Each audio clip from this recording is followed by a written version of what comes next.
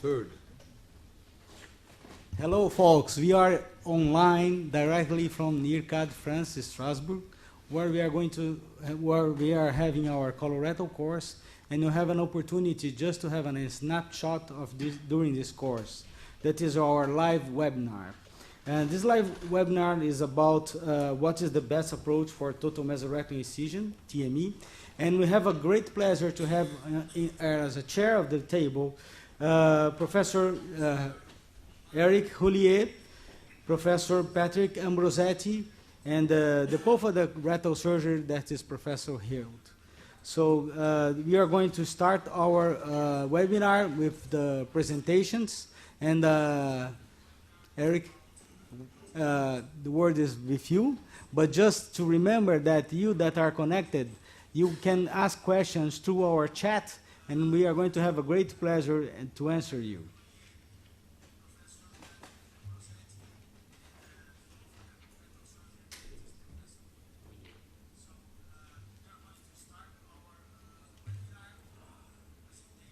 And what is going now? Next presentation. The next presentation is going to be... So, Patricia, please. Your first talk is about laparoscopic TME is superior to open TME. Big challenge. Thank you very much.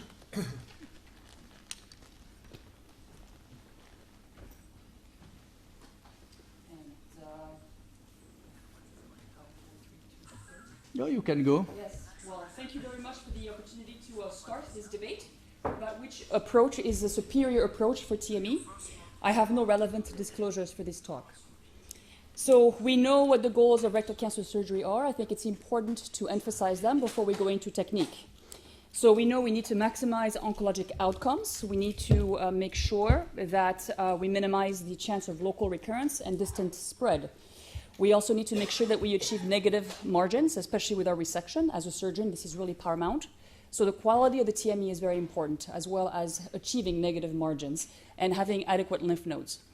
And then finally, we need to keep in mind that we need to lower mortality and morbidity.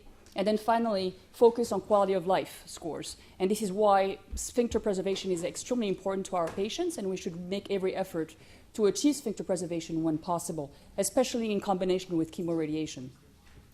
We know TME is very challenging, regardless of the approach. What complicates TME in particular? It's the fact that we're dealing with patients with visceral obesity. We know that the narrow male pelvis is quite a challenge to navigate through. And then finally, chemoradiation can make the planes of dissection much more difficult. And then, again, as we mentioned, sphincter preservation is really a challenge in a narrow male pelvis. And we really try to preserve autonomic nerves to preserve function. But we know there's some challenges, and this is a type of challenge that we encounter every day. The obese male with a narrow male pelvis with a tumor 5 centimeters from the anal verge. This is the patient for which we struggle for in terms of determining the most ideal surgical procedure to achieve the goal, the oncologic goal for a TME. So we know that we have major challenges regardless of the approach. We know that the incidence of incomplete resection can be a problem. We know we can have as high as 15% in some series, older series, thankfully, of incomplete resection. Our rate of APR is still a problem, especially for tumors that are 5 centimeters or less from the anal verge. And finally, we know we could do a lot better in terms of lowering our morbidity with these procedures, with as high as 50% postoperative complications. And of course, morbidity in terms of function is also a problem. And I think we're really coming to terms with the incidence of sexual urinary defecatory dysfunction that our patients have to go through, especially in the setting of neoadjuvant treatment. So there's been tremendous evolution in the strategies to deal with rectal cancer and perform TME, going from open to laparoscopic, even hand-assisted laparoscopy, robotics, and of course, Transanal TME, the newest approach on the table. But what drives evolution? When you think about evolution, what drives evolution is really trying to improve patient outcomes. So what are the drivers for evolution in minimally invasive surgery? It's really, you think about innovation and disruptive technologies. We think of patient demand who really want lower morbidity and better cosmetic results or better function. And of course, we want to increase access and adoption of some of the most complex minimally invasive techniques. This is where laparoscopy accomplishes all. It was very disruptive. It really addressed patients' concerns and requests, and it really helped increase adoption with the various tools that were made available for the surgeons. Now you have other strategies that are trying to achieve the same, and the big question will be how much we'll be able to achieve the same as what laparoscopy has done, which was quite a game changer, including for rectal cancer surgery. So we know what the pros and cons were before even the data started to come through. We knew we had spectacular exposure of the deep pelvis, really what mattered at the bottom of the mesorectum. And we knew, however, that this was associated with a long learning curve and longer operative time. But really, the data started to trickle in, and now we have extensive data to show the superiority of laparoscopic TME over open, and I hope everybody is well aware of that data. We had already 14 randomized controlled trials, even before COLOR2 and the Korean trial, and of course IRCAD and IRCAD. We had a lot of randomized controlled trials that already had demonstrated the superiority of laparoscopic TME in terms of postoperative outcomes. So we know there was reduced length of stay as much as 2 days in this recent meta-analysis, a faster recovery of GI function, as well as a lower morbidity in some series, but the large majority showed similar morbidity and mortality profile. We also had demonstrated fewer wound infection and also fewer bleeding complications, which obviously mattered a lot. But we had to contend with a significant amount of conversion and longer or operative time, as well as longer learning curve. Now, the randomized controlled trial started to come through and confirmed these benefits of the laparoscopic approach, including the safety of the oncologic outcomes. So obviously, it was very important to demonstrate that laparoscopic TME was equivalent to open TME with respect to oncologic results, especially with respect to local recurrence and survival. And we were able to demonstrate that, as well as some improvement in pain and reduced narcotic use with the laparoscopic approach. Now, this UK trial, the classic trial, which included both colon and rectal cancer, was also very informative in showing us the longevity of those results. So at 63 months follow-up, we could see persistent, consistent equivalence in terms of overall survival and local recurrence. And so very important to be able to put this behind us in terms of demonstrating the equivalence of laparoscopic approach with respect to oncologic outcomes. COLOR2 trial was highly influential, as you all know, very important trial, but I want to focus on also the fact that this trial was also able to determine the quality of life equivalence between both approaches. So really, we've come full circle in demonstrating the equivalence and superiority of laparoscopic TME with respect to short-term postoperative outcomes. Now, I want to focus on the 3 most recent trials, which really taught us even more and really brought out some of the challenges of laparoscopic TME. So we need to have our eyes wide open when it comes to laparoscopic TME in general. So the Korean trial, a beautiful trial, low rectal cancers, 3 hospitals in Korea, really had spectacular outcomes oncologically, very low circumferential radial margin positivity, very low APR rates, overall excellent quality surgery by excellent surgeons. COLOR2 was similar as well. A much bigger cohort of patients, of surgeons, and of hospitals. And in this randomized controlled trial, also a very good example of the quality of the surgery achieved. And finally, the IRCAD trial, along with the IRCAD trial, also randomized controlled trials for low, actually up to 12 centimeter rectal cancers with a fair amount of low rectal tumors. And so these trials were very, very important because when you start putting the data together, you can see that the conversion rate is starting to come down. So COLOR2 trial had their highest conversion rate, about 17%. And you can see the most recent trial, the IRCAD and the IRCAD, showed lower conversion rate, obviously reflecting the learning curve of the surgeons around the world. So this is obviously very reassuring. The APR rate, however, remains high. And we know what the challenges are. And it's a challenge of the low rectal tumors. Very important to keep that in mind. As you look at the oncologic results, very similar across the studies. Unfortunately, the IRCAD and IRCAD trial were not able to confirm non-inferiority of the procedures with respect to oncologic outcomes compared to the open cohort, and that had to do with the endpoints that were selected. But this is obviously, if you look at the data overall, however, you have close to 10 to 12% incidence of positive CRM, primarily driven by low rectal tumors. So we know what the challenges are, but overall, fairly consistent data when it comes to oncologic outcomes. But obviously, most concerning, again, drawing the point, it is a very difficult operation to perform for low rectal tumors, namely the tumors below 5 centimeters. And this is where you see a high rate of APRs, both open and laparoscopic, and a high rate of positive circumferential radial margin, especially in the open group. So in the COLOR2 trial, you could see the superiority of the laparoscopic approach in this particular group of tumors, the low rectal tumors, as shown by the data, showing a substantial difference in the incidence of CRM for low rectal tumors. Conversion is a problem, and we need to keep that in mind. And clearly, we have other strategies. We thought about hand-assisted laparoscopy to try to bridge that gap when it comes to the difficulty of the low rectal dissection and also the conversion rate. But unfortunately, hand-assisted laparoscopy has not really been shown to move the needle that much towards lowered incidence of conversion or improved outcomes. The outcomes otherwise are similar, but conversion rate have not really been affected by the introduction of the hand. So it still remains, the question is still wide open. What is the best approach for TME in this particular type of patient? From what the data I presented to you, we should already know that laparoscopic TME is superior to open TME with respect to short-term postoperative outcomes. Clearly, the patients do better with respect to all these parameters we talked about. Equivalent oncologic outcomes, equivalent quality of life, equivalent morbidity, equivalent function. But again, the challenge remains. What do we do for those patients or the particular challenge of our practice? Thank you very much.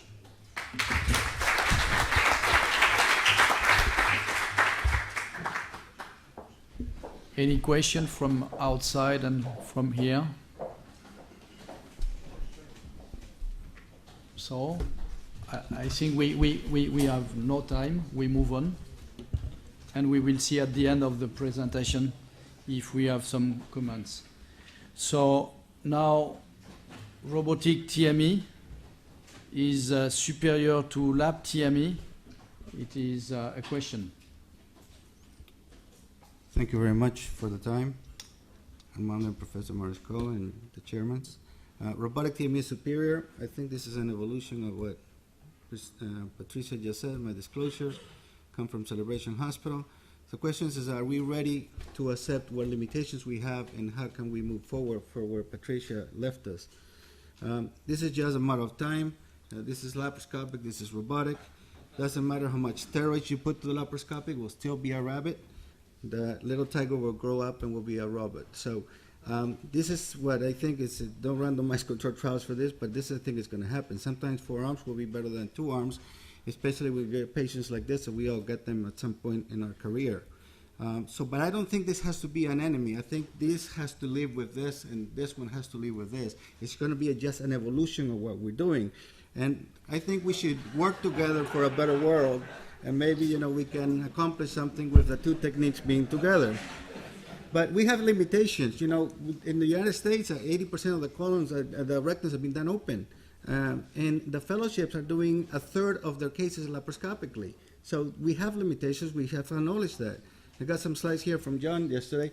We got narrow pelvis, obesity, bulky tumors. We got straight instruments. I think that's something that is suboptimal angles for stapler fits, etc. Narrow cylinders pelvis. I think that's something. And compromise some oncologic outcomes. Tricia was telling about, the local recurrence of the survival when I changed, but we're having positive margins. Can we improve that? We just can't stay there. Can we move on? And the risk of an open procedure is greater even in the expert hands. I have this from Barry Saki in the last meeting. He says, can we reduce complications, be willing to look at other ways to do things? Well, let's look at something better, so just understand. And Morris is something that, best is better, and, you said what he talked this morning. So we have to accept what we have. There's a limitation here, and we might be only in our mind. Maybe we have to change. Maybe we may need to have a helping hand, and that will be articulated instruments and robotics. So what happens here in the data, I think part of it is what Patricia just said. Conversion, I thought this interesting study. This came from Robert Cleary, 64 hospitals in Michigan. And you can see, this is in the community, this is the conversion rate. Conversion is an issue. That turns into infection, that turns into hernias, turns into other things. Roller study also showed conversion rate. And what is the issue? More obesity. So there's an issue there. Can we just reduce that conversion rate? We're winning. That's the way I look at it. We all see these patients, and especially if it's good for males, obese, and low tumors, one is not good for the rest of the population. These are some cases that you saw yesterday that I've been looking at, and especially robotics, I think, will help with these. Oncologic margins, it's already talked by Patricia. It's hard to get some answers and conclusions from this, but this is the latest one I saw. And basically, we show non-inferiority as incomplete TMEs, more in laparoscopy than open. Here's circumferential margins. Otherwise, the secondary measures are not such a big of a difference. Sexual and urinary rollers show that is no difference, and some studies have shown that the trend to recover is between shorter than the laparoscopic group. But so far, we have this conclusion: no inferior laparoscopy surgery versus open surgery. Can we do better? And that's what I'm about. This is not a fight against laparoscopy. This is a fight against ourselves to get better. But we have a risk of incomplete TME higher in patients who are going laparoscopic compared to open. So costs, 50%. If you have a robotic, very heavy in volume, and you have a decreased length of stay, lower conversion, and longer operative rate, this traduces into some benefits. You can't just have 20 cases and then compare your cost of the procedure. But this is not going to be taught in the next years. I think robotic will be actually cheaper than laparoscopy. This is a study from Obaya showing that stapler is cheaper robotically than just because he has less fire because of the angulation of the instruments. He is clearly showing if you take the reduced length of stay and complication, actually in his hospital, his profit is greater than laparoscopically or even open. So is there a price that we can pay or we can say in conversions? Well, this is from Todd Henneford. A wound infection saves the hospital $65,000. That's in the United States. How many wound infections we have with open surgery conversions? You can make the math there. My dad used to have something like this. He think it was the greatest. Now in Venezuela, even you can have you don't have a car, but you can have an LCD. And this pretty much everybody has it today in their homes. Satellite TV is a fact, even in third world countries. Eventually, the robot will become cheaper. The cost will not be an issue. So defining value, if you take the cost down here for the patient, less conversion, hospital stay, for the surgeon ergonomics, and you take the cost here, there's a value already defined to have this procedure. The learning curve, I believe, is shorter. Let's talk about maybe 25 to 30, somewhere around that rate. I think it's between 30 and 40. That's at least my personal opinion, but it's not. I think it's lower than the laparoscopic rate. Some things don't need randomized controlled trials. If you open a pizza, please open the box before eating the pizza. You don't need a randomized controlled trial for that. There's some things that are obvious. Articulated instruments are better than straight instruments. Ergonomics, ergonomics is something. Here's my friend Conrad Balazar. You think this is a joke? Here's him robotically doing the same procedure, pretty much. And you say, well, this is a joke. And everybody laughs, and Armando is going to kill me for this, but this is Armando, okay? They got one of the best surgeons in the world, and here he is, ergonomically. So I think, believe it or not, ergonomic has to do something with us, and maybe we'll augment our age so we can keep doing what we love and we have passion for. These are just, we show this posterior dissections. We have the same technique. It says, I think, in obese patients, and exposure, I think, is unique. We saw some very good surgeons in this week. They all have tremors. We all have tremors. I think, if you look at the stability and how this works and the exposure and the force that the robot has, I think it's something that it'll be. We follow the traction, contraction, and it's done by the same surgeon. He has control of the surgery completely. There's some, Dr. Bill Hill shows some very nice presentations of what a TME should look like, and this is exactly what we're seeing. The anatomy is seen tremendously. Can you see it laparoscopically? Yes, but I think the immersion world in robotics is a little bit different, and I think it's improved what we do. The traction, you can see here, the sling over this side, taking care of the separating it from the puborectalis. It just speaks for itself. Here's another one looking at the anococcygeal ligament and just the stabilization of the platform and identifying structures that most of the people won't even know this exists when they were doing this open. Doing intersphincteric sections, how low can we go? I think this is something that's going to be defined. Is it going to be from above or from below? Can we do a transanal at some point? That's something that I think has to be defined. But we can go very low robotically. So eventually we can sort this out down the road. For large tumors, it's the same technique. As long as we're safe, we follow the same oncological principles. There's nothing has changed. It's the same technique as laparoscopy, just with different instruments. Here I am at redo robotic stapler. This for me would be a nightmare. Eric shows some to redo. This is just a stapler. The stapler robotically comes from the right lower quadrant. The bend is a little bit more, so I don't put the stapler right in the middle anymore. This is a male pelvis, and I'm doing 2 firings. We got more articulation, and the new stapler has even more articulation than the previous one, and it comes in at 30, 45, and 60. So this will be something that, if you want to see the staple lines, how they look, There you go right there. So APRs, we can also get access as long as I see well. The cylindrical concept is preserved. I go as slow as I can as long as I'm seeing exactly what I want to look at. Doing dissections, I think here's where peeling everything off, taking a metastatic to the pelvis, and peeling the nerves and the vessels. We got a lot of control, and if I have to do this surgery over again, you just do it at robotic. It's just easier for me to have it done that way. So the future brings other robots that are going to come into the market. We're already seeing this. I think the informatic coming to ourselves is tremendous. Digitalization of surgery is coming. Artificial intelligence, this is going to be the game changer once the digitalization, artificial intelligence comes to help us with, like we call maybe GPS guided surgery. Here are the companies right now. They're going to be in the next couple of years coming up. This is just not one company, so you can see what's coming over. And it's basically, if you see imaging integration and data integration is going to move us to the next level. So don't ever believe that because you have something that is good, and that's what I call laparoscopy, that good can be improved. Whoever thought that we're going to have a drone that, like a Uber drone that you call is going to take you, this thing exists. So you can see it there is being exposed. So something is going to come, and we should be open to it. So the evolution is, I think, robotic TME until we have the visualization, the limitation. Transanal, I'll let the person is going to talk about Transanal. Maybe simultaneous is the future, but just wait until the artificial intelligence and digitalization comes to robotics and see what's going to happen.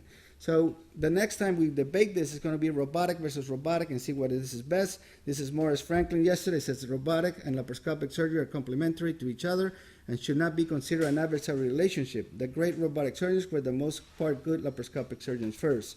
So if this is to finalize, if I ask this question and look at this scenario, if I tell my friends that the laparoscopic surgeons that do robotics, if you have 2 patients with rectal cancer today, and the robot platform costs the same, that I'm telling you in a couple of years will cost the same as laparoscopy, and the haptic feedback is on every instrument, what would you do? Laparoscopic or robotic? And I had, at least with what I'm dealing with my friends, I have 100% answer, I will go robotics. So in a nutshell, rectal surgery is difficult. Not everyone can do MIS. Randomization trials have not demonstrated that laparoscopic is equivalent to open. There's something that we can discuss another time. New technologies are coming that may improve what we have. Now, we have to measure feasibility and outcomes in terms of what we're doing with cancer, because a lot of things are indeterminate so far. Cost and haptic feedback are here and will be cheaper, and surgeon satisfaction like ergonomics, we have to consider those these days. Thank you very much.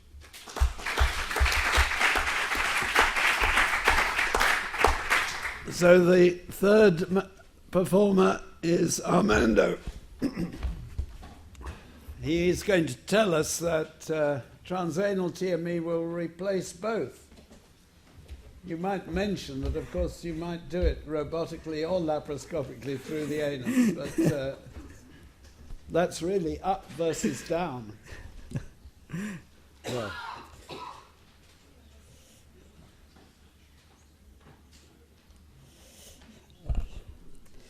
I have to fight with those guys and saying that Transanal is going to be the way for doing that. These are my disclosures not related to this presentation. I just want to say that if you look for the history, exactly what Patricia shows before, that surgery, evolution of the surgeon and evolution of the flexible endoscopy, probably we are going to arrive in a point that we are going to have everything together. So more and more we are having artificial intelligence working in the field of surgery, and we know that there are some procedures that you need a very high skill to achieve good outcomes. It means for doing ESD, for doing notes, for doing Transanal TME, you have to be qualified and you have to be trained on that. And why we have these problems? Because, there is a grade of evolution in skills in surgery. And to do laparoscopic TME is not easy. And we know that. We know that because we discuss about how many cases do I need to be an expert, how many cases is my learner curve, how many cases do I can get or I can decrease my conversion rate. And this is a big issue. And if we go for the literature and we go for the conversion rate, we have guys that have less than 1%, and we have groups that have 34% of conversion rate. It means that if I aim to do my procedure by laparoscopy and I have a 35 of conversion rate, it means that every 3 patients, 1 I'm going to convert. Imagine that. Is it a good strategy for you for doing a surgery that is oncological? There will be an oncological impact in your outcomes. Well, in the other hand, we know that there are some anatomical features that is going to increase the level of difficulty of your procedure. When we have a male, when we have a BMI over 35, when we have a tumor located and bulky tumors located in the lower third of the rectum, we know that this is more difficult. We know by our own experience, and we know that when we see other guys trying to organize and doing this type of procedure, and they didn't get it. Well, for this, there is a classification that estimates the risk for conversion rates. Imagine that if you have, for example, nowadays, more and more in Brazil, we are doing chemoradiation therapy for those patients. It means that if I have a score of more than 25, I'm going to have a high possibility of conversion rate. It means that if I have a previous radiation therapy, that's going to give me 10 points. And tumors located in the lower third of the rectum, that is 15 points. This is enough to be a point that I'm going to convert the surgery. It means that only those 2 parameters are going to increase the difficulty of my procedure. If I have a patient with BMI over 30, it's going to be 35 points. It means that it's going to be a very difficult procedure. Okay, Eduardo said that robot is a good tool. It is a good tool, but even with the robot, we have learning curve, and we have also conversion rates. Robot is not the answer for everything. So we should look for a way to doing this procedure in a safer way. And unfortunately, last year we had 2 randomized trials that always crashed laparoscopy. So the outcomes, oncological outcomes, was almost bad in comparison with open surgery. So which is the way for doing that? I just want to highlight some things. That transanal procedure is not new. We did it in the past. Okay, you can say that this is another pathology. But Altmaier described low anterior resection by the perineum. We have here John and his father, and before them, Toupé described the transanal procedures. That means that if you start by transanal and dissect the lower third of the rectum, you can do maybe a better surgery. What happens in the past that the surgeon only could see what they are doing, and sometimes they were not, because even with retraction, to see what we are doing inside of the anus with this small view was very difficult. And we used to play around that. We use our bioprobe to see what we were doing. It means that we use a lot of our fingers to understand what we did in the past. And with the vision that we have nowadays, I'm not comfortable to do a surgery blindly, using only my hands and the scissor. And okay, I'm there. I am in the plane, but I'm not seeing that. I have my eyes in the tip of my fingers, and this is not good. So when we apply a device developed for this guy that was a visionary man, because in '84 he described it first. This is a node procedure. This is minimally invasive, and it's also single port procedure. It means that the guy has to have all of these skills to work inside of a tube of 15 centimeters. You have to be trained and to develop all of these skills, and we can say that, oh, single port is difficult. You are going to last one hand, you are going to be in trouble, but this is a single port thing. And using this kind of device to transanal, that we have now a lot of names for this type of technique, and even I don't know which is the best name for doing that. Transanal maybe is the best one, but Patricia was also pioneer in describing this technique and doing this thinking on rectal cancer. And we see beautiful images for friends from Japan and from Antonio Lacey. But in fact, when we go for the live procedure in the real life, this is not easy. And Sam described a little bit about the anatomy around, and we understand now and more, this is not an easy procedure. And more we can be in trouble. And this, beside of this, all of these problems, Hild and Wexner, they thought that could be the solution for the lower third of the rectum. And why not? And more, we are seeing some groups that are publishing good results with good resection and less conversion. I don't know, when you are doing transanal, you are converting for what? Open?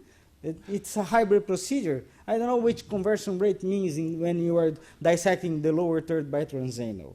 But one important thing is that depending on the distance that you are not going to achieve what Hill told us. If you are doing a transection in the middle third of the rectum, the upper third, you are going to let the fat behind. And this is not good, and this is not a total mesorectal incision. This is an important point that we should understand. Maybe this should be a technique only to dissect tumors located in the lower third, very close to dentate line. Well, and the most important thing is to recognize the planes. These are pictures that Bill gave to me some years ago, exactly showing that you can be in the wrong plane and you can be behind and close to the bones and have some problems. But the most important thing is that we never had, for low anterior resection, injury in the urethra. And we have several guys that have it. And Patricia is going to publish, she's collecting the data, maybe nowadays more than 33 lesions all around the world. It means that this technique can be good, but if you don't are trained on that, this can be a problem. But in the other hand, I just want to jump this very fast. Navigation could help, and this is another thing. But more than that, TME can replace all of these things when this kind of tools arrive. It means that we are going to have robotized tools, and we are going to be able to do everything without the problems that we have nowadays and without the skills that we have to develop to do a transanal single port procedure. And I believe in the future, this is going to be the real nodes procedure. And more for tumors on the lower third, maybe we are going to do the entire surgery by transanally, not a hybrid procedure as we are doing today. I would say that some guys are still using typewriters, but we are not anymore. So this is going to be the future. It's very difficult to stop what is going to come. Thank you.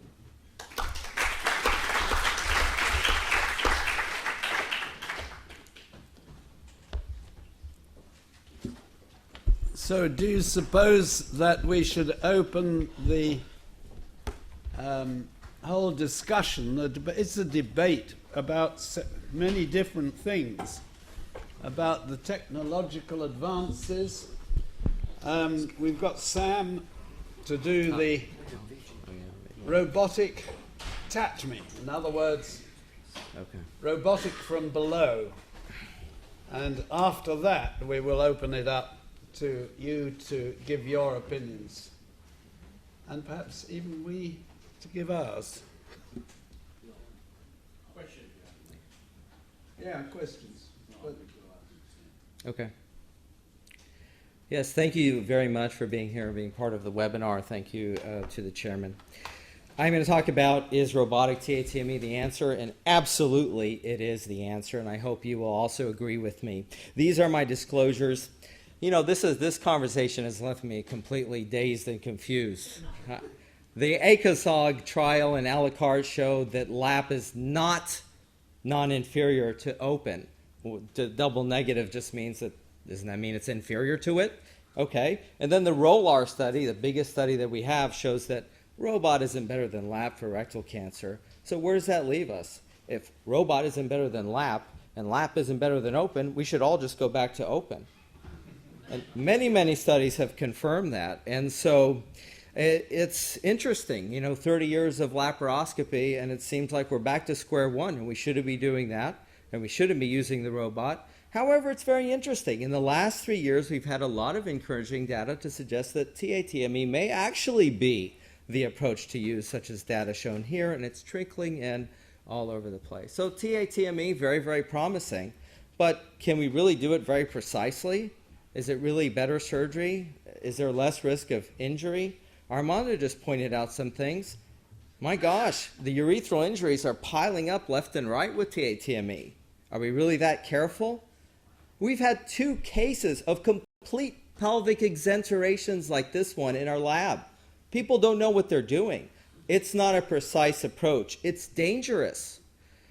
Well, maybe we haven't given the robot a fair shake. This is a very interesting study by Philippe Runier. He took 60 in each arm, 60 robot TMEs, 60 lap LARs, and compared them. And basically what he found was with the robot, he could get lower. Now I'm talking about from above. And his chance of converting to TATME, 1.7% with the robot, but 16% with the lap approach, meaning you can get lower.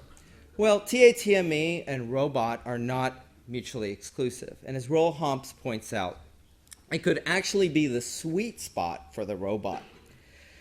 I have to give credit for Esmina from the Cleveland Clinic for this slide. If you like the car analogies, and TATME now analogous to Uber, what's hot now. But what will be hot this summer will be the automatic driving Tesla with gull wings. So yeah, robotic TATME. This has been around, and I did the first case in 2013.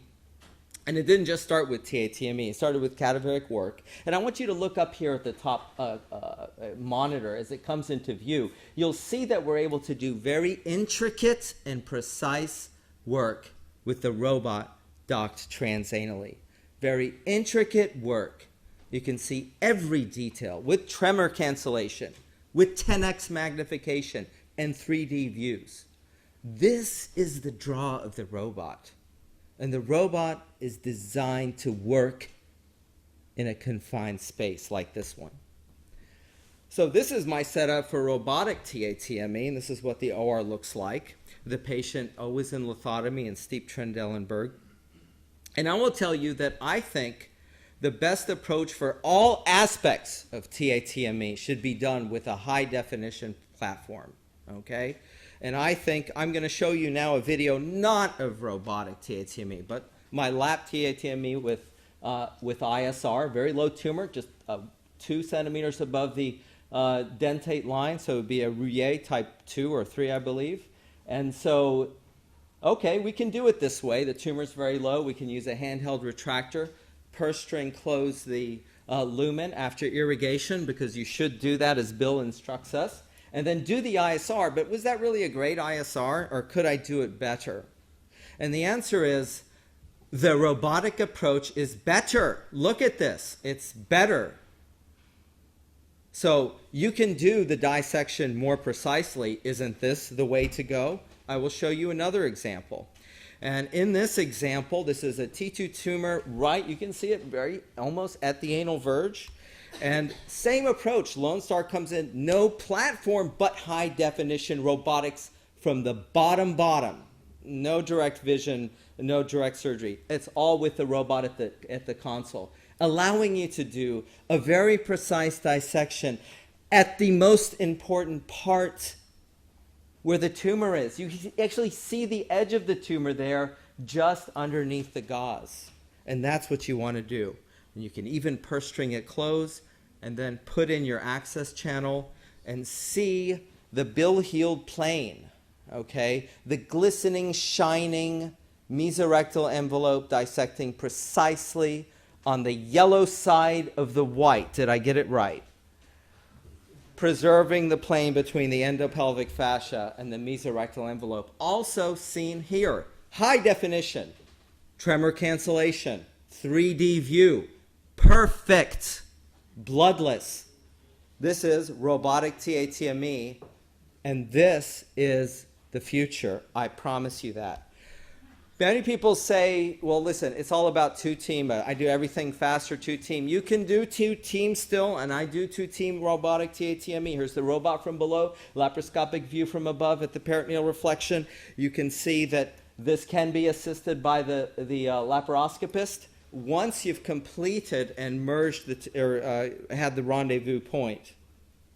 And just showing you more of that dissection, which we'll skip over for time. And so you can do this, you can have a negative margin, you can have a perfect high quality TME, Quirky 3. There's others that are doing this. The initial data is scant, and because of time we can't go through it all, but I'll just summarize it with, this is the existing data on robotic TATME.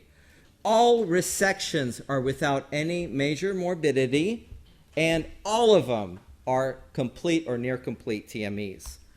Christiane Hauscher has also done 7 that he reported in Annals. And what was very remarkable about his series is that you were able, sir, to do this in times that people were doing it with 2 teams laparoscopically. So a very important development. And what about time? Many people talk about the cost of time, which adds to the robotic cost. In America, it's about $60 a minute, every minute. So it takes 20 minutes to do the math. What if I could tell you that in the future, robotic surgery could be half the time? What if we could operate in 2 fields at the same time? What if somebody could have an SP robot from below, like like Professor Marks was showing earlier, and a multi-port one from above? This is already a reality. This case has been done, and it is possible. It is possible. We can do this. We can bring down the time that it takes to do a robot. Not have it add time, but subtract time. These things are doable, and the world of robotic surgery is about to go upside down. What you call the robot today is not going to, you're going to have to specify, because this won't be the only thing out there. And by next year, it won't just be the Da Vinci system. Many companies, as Eduardo showed, are going back to the drawing board.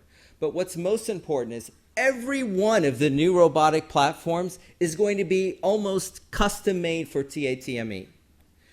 From the SP model, and which may allow for simultaneous surgery. This is an example of the SP used for TATME, and you see you're allowed to do things that are otherwise very difficult, like tie knots within the lumen, do the circumferential dissection, and develop that. Of course, this is in a cadaveric model because it is not yet available on the market, but will be soon, as will be this NOTES type robotic platform, if we can get it to play.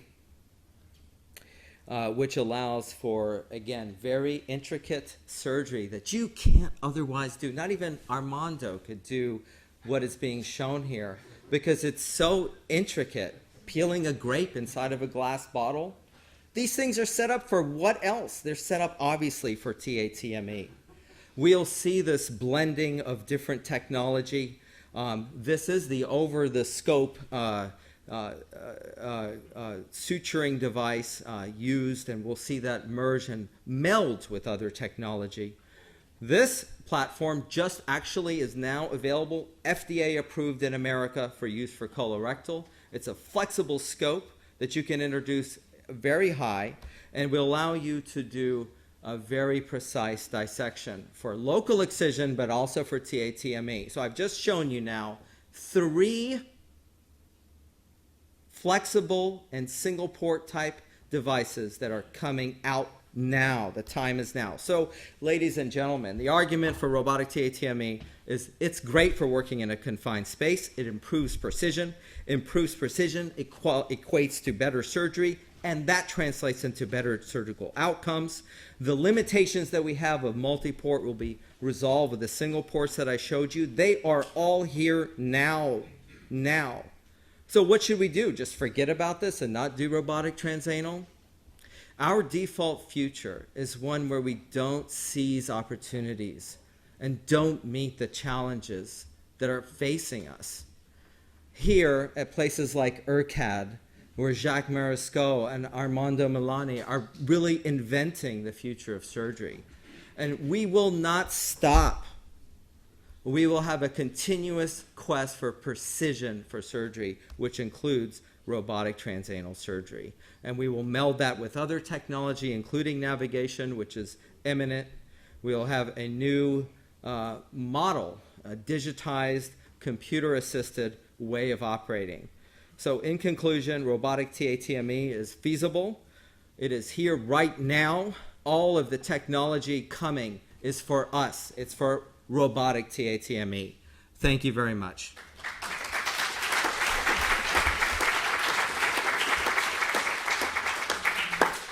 I'm sure we all have our own opinions now, but we're going to hear a specially informed one from John.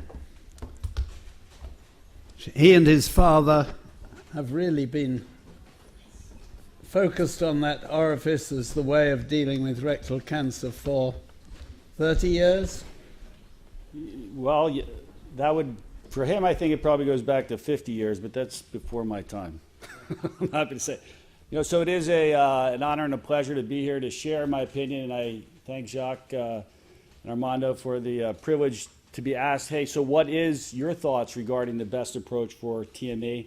And, we've heard some very intelligent and in-depth presentations, and in Sam's case, a very impassioned presentation, which I love your auditory approach.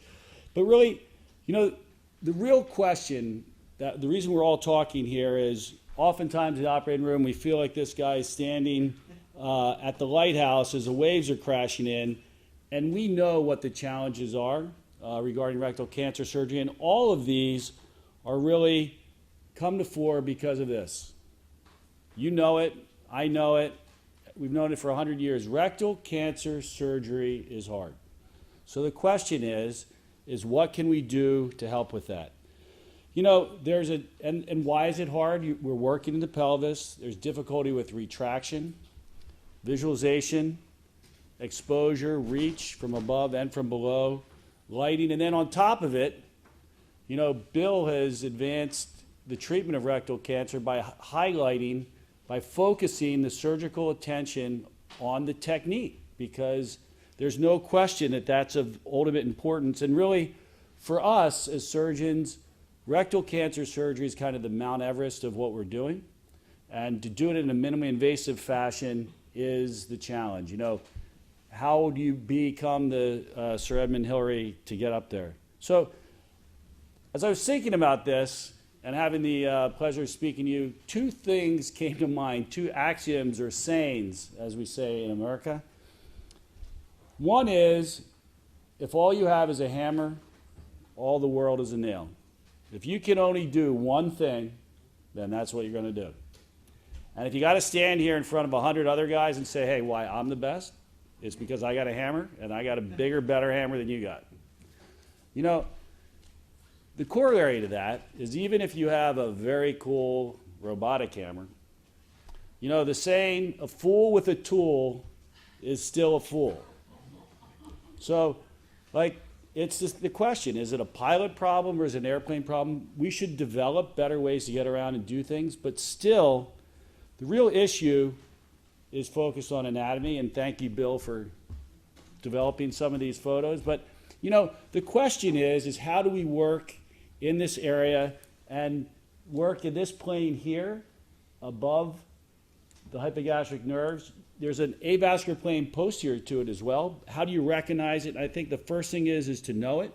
You need to know the geometry of the pelvis, which is basically a funnel. And then our task as surgeons is how do we get this kind of sausage of the mesorectum out of that funnel without cutting across the cancer and without cutting across these important nervous structures. So we've heard about the options, which are basically transanal things, laparoscopically, open robotically, or transanally. But this is really, in my opinion, the biggest issue is, this was putting together close to 5,000 cases, 39, 40% APR rate in the States when it was last published on a trial that had this, 42% APR rate. So the question is how can we do things better? So I think the biggest problem is, and it made me very happy to hear Morris Franklin say yesterday, I mean, really the godfather of minimally invasive colorectal surgery, to get up and say publicly, hey, I'm tired of this argument about what's better, robotic or laparoscopic. And I would say to you that we, within the colorectal community, have been terrible about focusing on the wrong thing, because we had this we had a decade-long argument between hand assist and laparoscopic, and then now it's evolving into laparoscopic versus robotic. But I mean, you can see things, you can dissect things clearly laparoscopically, and some of the biggest proponents of TATME were some of the biggest proponents of laparoscopic TME. I mean, you can do it. There are definitely challenges. I mean, this is 5-year data on 132 patients that we published a few years ago in surgical endoscopy with a 3.5% local failure rate, local recurrence rate, and 85% survival rate. I mean, it can clearly be done. It's not being done remarkably. So what happened is people were struggling to do it, so the robot came on board. And clearly, I mean, anyone who sat down and used a robot consistently understands and enjoys how nice it is ergonomically, how well you can see things. When you have it set up and you can actually reach things, how well it works. There are challenges though. And I mean, I think that, Eddie presented a great talk regarding the benefits of the robot, and Sam, brought it up a level by inserting that from south to north. And I think that clearly there is a tremendous benefit to it. The transanal TME approach, we've done this with the TATA, starting transanally for the distal third of the rectum, and then taking it up further, as Pat was talking about, with the TATME. I mean, all of these are different tricks to have in your tool bag, and everyone has to understand what their local environment is, and that has to do with what equipment you have available, what your personal comfort level is as the operating surgeon, what the patient's problem is, and how you're going to apply the tools in your toolbox to that. So, I think that Jacques was asking me why to do this, because I've invested a lot of time. I mean, I've done a lot of laparoscopic rectal cancer surgery. I've invested a lot of time in doing robotic surgery to understand that, because I can tell you, any of you who are sitting in the audience who don't think there's going to be a role for robotic surgery, I mean, you're just an idiot. I mean, I'm sorry, but you've got smart technology everywhere in the world, in your car, on your phone, on your wristwatch, for Christ's sakes. It's going to be in the most technologically rich environment that we live in, which is our OR. And whether it's kind of how to pick up a stick or how to do surgery, I mean, when you look at this guy, he might be able to do that, but definitely technique matters. There's an easier way to do that. There's a better way to do it. And so the question is maybe he's the best, maybe he's got kind of a sticky tongue and he can do that, but maybe it works for him, but that you have to figure out what works for you. In terms of the robot, you're gonna have a tough time robotically from above getting this view. I mean, this is the cut edge of the upper portion of the internal sphincter. I mean, there is a benefit for some cancers starting from below. And so, really, if you ask what's the answer from on high, and Bill, I was really trying to paste in your picture here, but I was having trouble doing that as we were talking. I would conclude to you that what we're going to do has to depend, what's the optimal TME? It has to be a tailored approach. If you can do everything, in my opinion, for the upper third of the rectum, I mean, that's basically like a sigmoid resection. It's technically very straightforward. For me, that's a laparoscopic case, or if you want to use a robot, and I would tell you as you're getting started with the robot, by all means do it, because you have to be able to do the easy things before you start to tackle the difficult things. Clearly, I think this is kind of a logical, tailored approach. The middle area is probably the best get for your robot. It becomes more difficult. And a middle rectal cancer in a 400-pound guy is different than a middle rectal cancer in a little grandma. I mean, one behaves like it's in the lower rectum and one behaves like it's in the upper rectum. You know, you could do it laparoscopically. Some people will advocate doing this a transanal TME. In my opinion, that's people trying to kind of get comfortable with everything they're doing.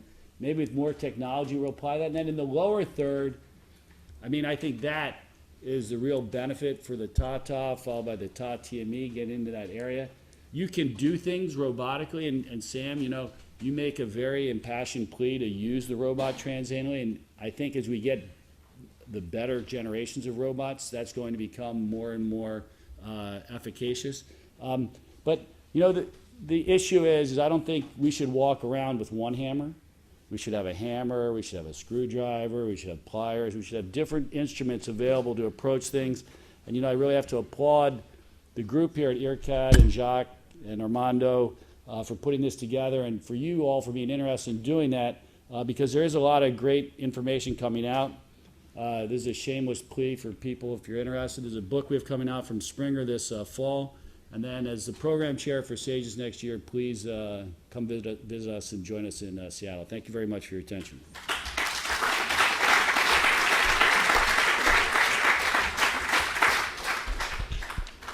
Now, we do have 15 minutes before I think we have to shut down, and I do believe you all should have a chance to give your points of view.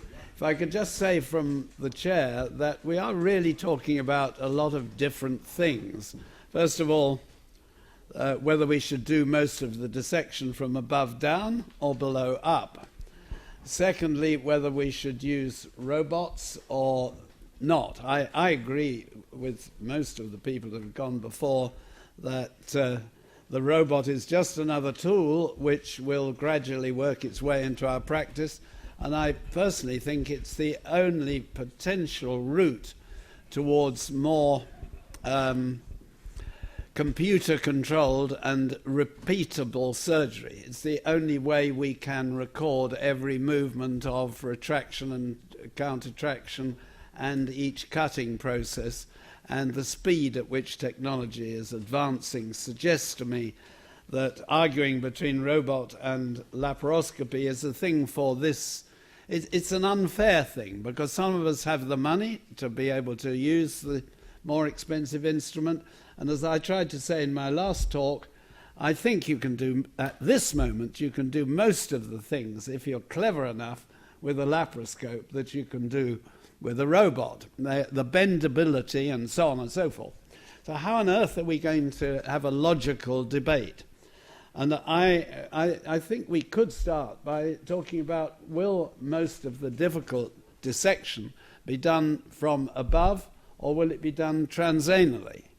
Because in the end, the quality that matters to the patient is whether we get a perfect specimen without damaging the sexual function of the patient. And that depends upon that. So I'd like the audience to start by tackling that one.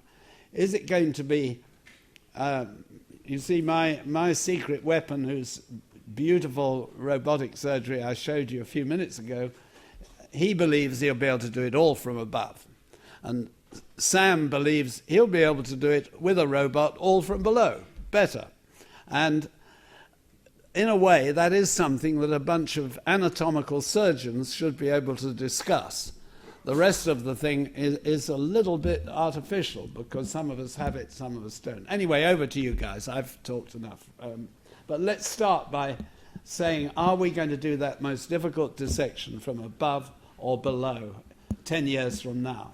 If I might just jump in to add that, and to address that question, I think that for me, the most helpful way of looking at it would be, rather than robot or laparoscope or from above or below, the real question, which you've spent so much time focusing on, is what and where are the operative difficulties for the surgeon? And then once you identify that, then you can talk about what your tools and strategies are for approaching it, which is what the robot laparoscope bottom-top approach is. Okay. John. Well, yeah. I think it should be, the talks I enjoy a lot, and I think it should be individualized. I think the surgeon should start and say, okay, here I am. What is the safest way for me to take this patient from A to B? And if you think it's from above, it's from above. And when you think from above is not the safest, that's why you have to, and I agree with you, John, one hammer is not enough. At one point, I you agree. should stop Yeah. and say, you know what, this is easier from below, and you should be flexible. So I think it Yes. should be individualized per patient, and it has to be safety first, and go from there. So I have the feeling that we can give a clear answer for all of the question. If you ask the question, laparoscopic TME is superior to open, yes. So the problem now is how to give the opportunity to all patients to receive the mini-invasive surgery. And probably that most of the surgeons who are still doing open surgery and who believe that it's difficult to introduce laparoscopic surgery, the plan for open surgeon is to go directly to the robot if they can get a robot, because the learning curve is better. Then, so that means that the objective is to avoid opening. Then about the question, robotic TME, is it superior to lap TME? We have the answer. It is no. So the robot is useful only in subgroup of patients. We could not get that from the roller trial because there is only a response to the question from science from randomized trial. So that means that if you are a laparoscopic and both robotic surgeon, you should propose a robot only in obese patient, only in a low rectal cancer, because otherwise there is no advantage. Then about the question transanal TME, if it can replace both, we have the response. The response is no, because transanal TME is very difficult. It is difficult to train. It is not standardized today, maybe in the future, but actually no. And probably that we should now decide in the future, when we see all this technique, that similar to treatment of rectal cancer, where it is now stratified, depending of the stage, depending of if it is upper, mid, and low, we will have in the future the same stratification in terms of technique. And I suspect that in easy cases, female, laparoscopic TME will stay a standard definitively. In male mid-rectal cancer, maybe robotic surgery will be a standard because it will avoid a conversion. And for low rectal cancer, no discussion that probably transanal TME will become a standard. So my personal view is that we will never have one technique for all patients. Can I just throw in something else from the chair, and that is that the future of surgical technique has never been pushed forward by prospective randomized controlled trials. Somebody mentioned Sir Edmund Hillary, and a quotation from him is that if something is difficult, then it will be done worse by some people. And that looking at ACOSOG and a la carte trials, it is perfectly clear that the new technology, and ROLAR for that matter, the new technology is at an intrinsic disadvantage because some of the people have learnt the technique worse. So we can only really judge the future of devices by what you experts are delivering. In other words, in aeroplanes, let me suggest, if we had advanced aeroplanes on prospective randomized trials, we'd still be flying around with propellers because they use a test pilot. And you guys, the experts, it should be your studies, not a study from 50 surgeons. And yet all our editors tend to turn down individual results. But it is individual results that spell the future, and then the people concerned have to teach the ordinary pilots for ordinary service. I do not think if we depend upon prospective randomized trials, we will ever get an answer. I'm sorry, but over to someone else in the audience. But the truth is not a prospective randomized trial because it's spoilt by, what about 15? We had 15 perforations in that ACOSOG study. That was pretty bad, wasn't it? That's why you blew yourself up in that presentation. And it's the truth. And, you know, the challenge is, by definition, now Eric has been working on a quicker method of doing prospective trials, but the challenge is, by definition, by the time it gets to a trial, it has to be at least 5 years old to get started, because someone has to think of it, they have to do it, then they have to publish on their reports, and someone else has to say, hey, and that's when worth... it comes through, you've nearly Right. always found you asked the wrong questions. And it's that the horse has left the barn. So it's important to do on the one hand, but you can't wait for it. I'm afraid we're back to the point where informed, sensible, objective opinion by people who are experienced is going to point the way. That's the importance of a debate like this. So Sam's obviously screaming to say something. No, I think you guys have said great points. It really, first of all, we never really, in our debate, talked about the level of the tumor we were going to do TATME for. And TATME does not replace rectal cancer at all levels. For sure, the proximal third of the rectum, that's out. I think there's a consensus on that. The mid, John brought up great points about, well, if it's a very big guy and that, it's not like a skinny old lady. And so there's a lot of individualized differences that you have to suss out and sort out between one patient and the other. I do think that in the end we will rely increasingly on technology of all sorts to advance particularly our endeavor for transanal TME.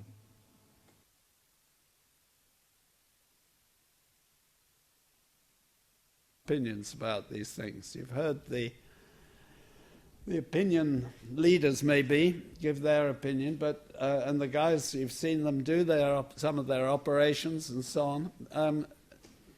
Who would like to throw in I just want to mention just one comment, is that the objective here is not to render rectal cancer surgery a surgery for the masses.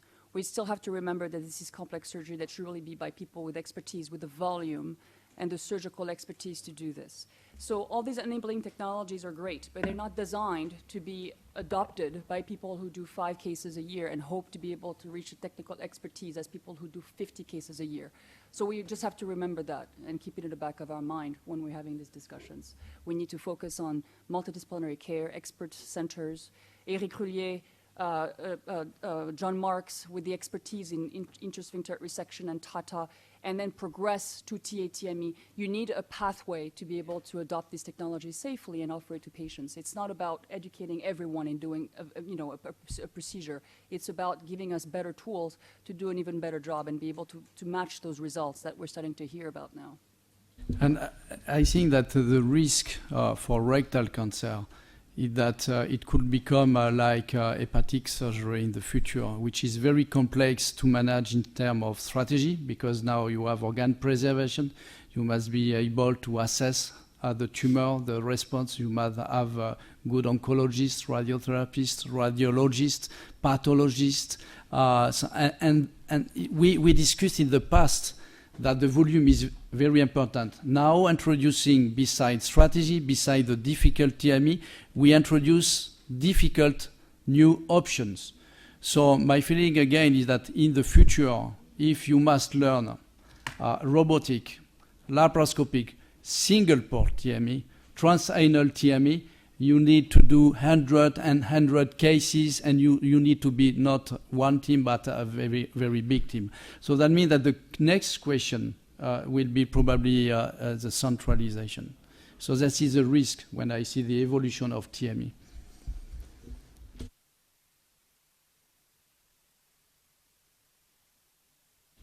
We have a few more minutes. I'll just, Peter Marcello, I'll just echo those thoughts, is that we see now that it's really the surgeon is the most important variable. And the tool you provide him may make certain parts easier. But I think it's really important that it's the surgeon with the understanding and the knowledge, and we've learned here that we need to break that back to centers. Because as much as we're learning about the surgical techniques, more is being looked at in terms of the radiological oncology and oncology techniques and strategies. And so I think what this webinar really, I think, highlights is that we need to really work as a group and as a team. And I think the hard part for the occasional surgeon who wants to try this, they have to realize that they can't do that. And I think we need to sort of change our strategies in training to limit some of that, so that we don't have those opportunities for surgeons to want to try to do one case, because it won't work, no matter what you give them. If this brings us back to ACO-SOG and the non-inferiority trials, which are confusing to read about, but which essentially one message that comes across is that if you're far away from one of these expert centers, if you take enough care, you can actually deliver a first-class outcome by open surgery and readily available equipment. I'm not saying that I think the centers must build up, but what ACO-SOG and IRCAD have told us is that they haven't yet built up even for the people who enter the trials, because the worst ones were busting open the tumors. And, you have this 15 ruptured tumors. How many of the experts have 15 ruptured tumors in that number of cases? Very few. So, I mean, out there, a person can still have, and perhaps prefer to have, a good, careful surgeon do a careful open TME than get involved in a trial unless he's really confident that he's going to an expert centre. So it's going to take some time, this, whichever way we go. I would just want to jump in, though, because, Bill, you should be credited with focusing on what to us is so inherently obvious, that the biggest day in the care of a patient's cancer is the hours they're in the operating room and with the surgeon they're in the operating room with. And if you go back to the States and you look at the big cancer trials, it's kind of like everything for radiation is spelled out to the T. Everything for chemotherapy was spelled out to the T. And then surgery was go to the operating room and have your cancer cut out.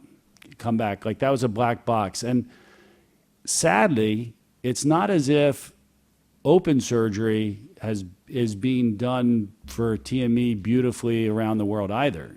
I mean, you can be a good I think you'd rather have a good any kind of TME surgery than a bad any kind of, and so the challenge is how do you teach everyone how to do that? And, Peter and Pat bring the benefit of training and attention. Even people with lower volumes, if they're diligent, can train and do that, but it takes a lot of effort for people to do it. And I think that's the benefit of having something like this and having something that's available on the web, but that is a challenge. I don't think doing it MIS adds an additional level of difficulty, but people can definitely mess up open surgery. John, let me ask you a question. You've been training surgeons for a long time. We've been training laparoscopy for a bunch of years. What would you change today? Because we failed training laparoscopy in the United States. Still 20% on the penetration. What would you change today so we can get to that level that we're talking about?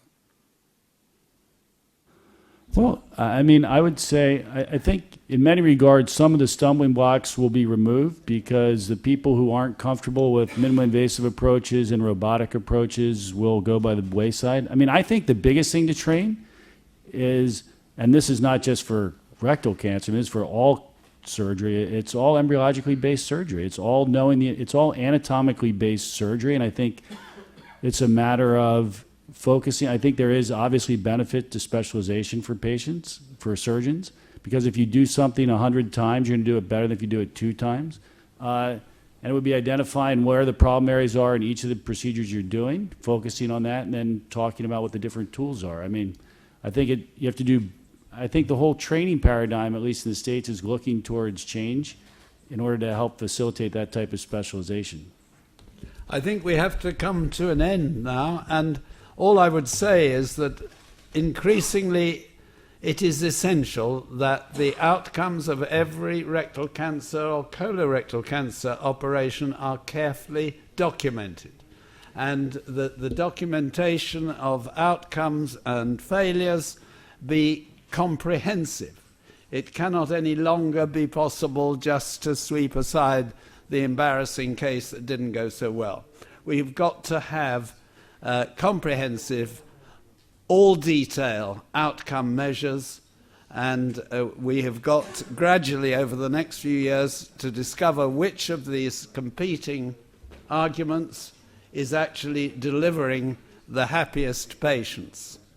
And I think if anybody else would like to have another shout before we close down, that, oh yes, someone in the audience, that's excellent, good. I'm Pietro Mascagni from Italy. Speaking from a surgical resident perspective, when it comes to decide to specialize in a technique or in a particular approach, we see a multitude of possible paths in front of us. What would you suggest to your son or daughter to focus on? Okay, Eric. So I agree that is a big question, how to educate the young surgeon for the future. So in Bordeaux, we now have a strategy because we understood this problem. So that means that we decided, we discussed with the young surgeons, and we asked them, what do you plan to do in the future? And we proposed two options. The first is you will be a general surgeon or a digestive surgeon doing everything. So we will educate you only for colectomies and no pelvic disease, no TME. So second option, you want to be to become a colorectal surgeon. So then we will educate you for TME, rectal cancer, pelvic floor disorder, management of inflammatory disease and everything. So depending of your choice, we will adapt. Thank you. Okay. I think that is a good... Someone else wanted to have a shout? Yes, Armando, you have the last word. It's right that you should. I just would like to thank you and all the audience that were connected with us. We had more than 100 people connected from more than 50 distinguished countries. It's a big success. And this webinar, this hot topics, all the discussion here in high level with experts that everybody knows and respect. So I would like to thank you very much for being part of this IRCAD webinar.